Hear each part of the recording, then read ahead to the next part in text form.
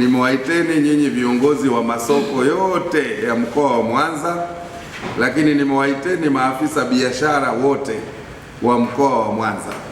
Nataka niwapeni ujumbe ili ufike kwa wafanyabiashara wote wa mkoa wa Mwanza. Kama mnavyofahamu, hivi karibuni Waislamu wa Jamhuri ya Muungano wa Tanzania watauanza mwezi mtukufu wa Ramadhani. Jumatano nafikiri Wakristo nao wanaanza Kwaresma.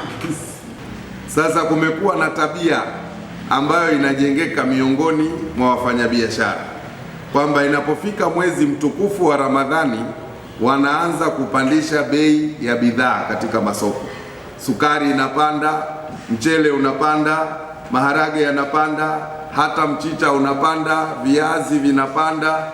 Sasa ujumbe wangu kwenu viongozi wa masoko yote, nimewaiteni kuwapeni salamu, na salamu hizi ni kuwataka wafanyabiashara wote katika mkoa wa Mwanza kuzingatia sheria. Mwezi mtukufu wa Ramadhani kwa Waislamu ni mwezi maalum kwao makhsusi, lakini kibiashara ni mwezi kama mwezi mwingine. Kwa hivyo hakuna sababu wala hakuna haja ya kupandisha bei ya bidhaa. Lakini pia kwa kufanya hivyo, maana yake ni kutumia fursa hiyo vibaya.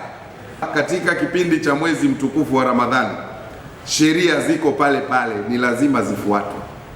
Na katika maeneo yenu wale ambao wanakiuka sheria, tushirikiane na maafisa biashara kuwadhibiti ili bei ya bidhaa iendelee kuwa pale pale. Sijui kama mnanielewa vizuri. Sasa wale ambao hawatozingatia sheria, sisi hatutakuwa na huruma nao, tutawachukulia sheria inavyotaka.